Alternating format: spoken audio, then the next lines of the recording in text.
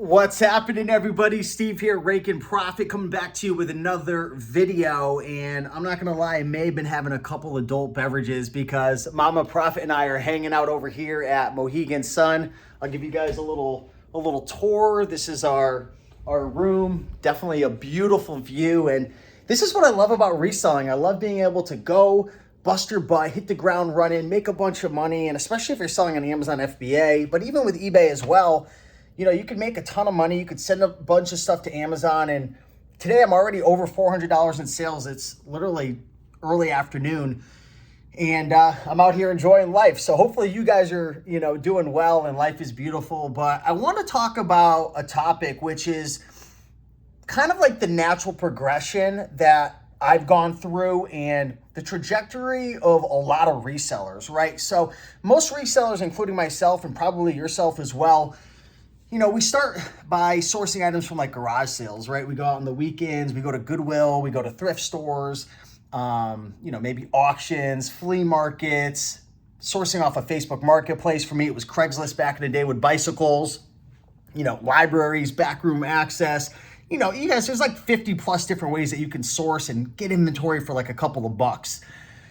The issue with that, even though like the margins are really high and the profit margins are through the roof, sometimes 60, 70, 80%, what ends up happening and the struggle that I dealt with is like you just kind of run out of time. Like you're spending all your time just sourcing.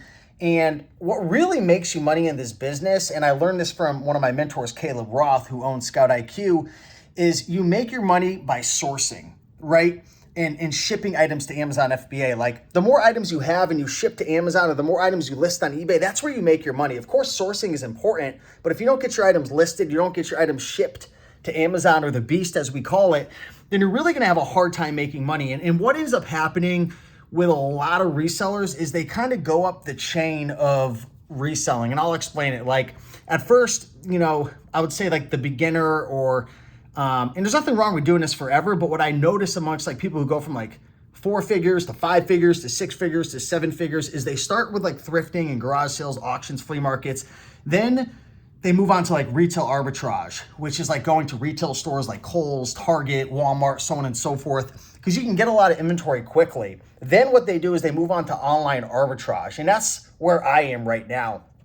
I source most of my inventory off of eBay, Mercari, Facebook Marketplace, and what I love about that is like literally everything just shows up at my house and I leverage Amazon FBA and I'm able to just source a ton more, ship a ton more, and make a lot more money. The thing is you definitely do need money or you need credit in order to do that. But one of the downfalls of online arbitrage are IP complaints, counterfeit claims, copyright infringement, things like that. And unfortunately, Amazon right now isn't really accepting a lot of those receipts. I mean, especially myself sourcing off of eBay, it's extremely risky. Hopefully I'm very clear with that when I share my videos, like even selling books and board games and DVDs from thrift stores, all of that, if you're using Amazon, very, very risky because if you get too many complaints, IPs, counterfeits, Amazon's gonna ask you for an invoice. They're gonna wanna see the chain of your supplier or suppliers to make sure it's legit and you're not gonna be able to prove it. So what I notice amongst a lot of my friends and mentors who are 10 times smarter than me is after online arbitrage, they get sick of dealing with all of it. And guess what they do? They move on to wholesale, okay?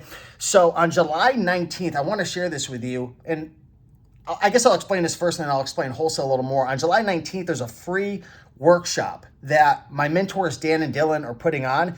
Now, this workshop's over 2 hours. And right now, if you go to the wholesaleformula.com, it's $50. But we partnered up and we're making this 100% free for you. Plus, everybody who joins and registers live, including myself, Dan and Dylan are going to donate $25 to the St. Jude Foundation. So you do have to show up live and it's a whole free training and everything. So if you're interested in that, definitely go check it out. But I'll put a link down below or whatnot. But what wholesale is it's very similar to online arbitrage, right? You're sourcing products, you're having them shipped to you or a prep center, and then the prep center can prep it, ship it to Amazon. You're leveraging your money, your capital to build relationships with distributors or with brands.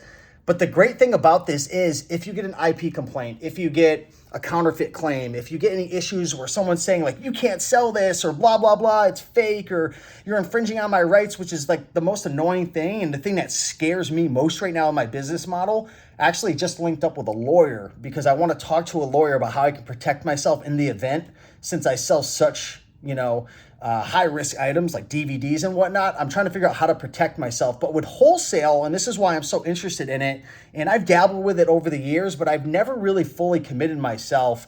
That's why I'm showing up to this training, and I want to invite you guys to it, especially since it's literally free. Usually this is $50. This isn't like some of the previous webinars and whatnot we've done in the past.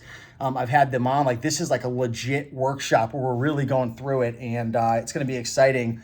But for me, like, I'm getting to the point where, like, I want to make sure if I scale to a certain point, I don't want to just get to the point where, oh, I get a counterfeit claim. And in the terms of service of Amazon, which is scary, let me know if this is right, because I just heard this through the grapevine. If you get too many counterfeit claims and they say you're selling fakes and you can't prove it with a legitimate wholesale invoice, which this is why I want to learn more about wholesale, then they can not only ban you, kick you off, hold your money, but they can also destroy all your inventory.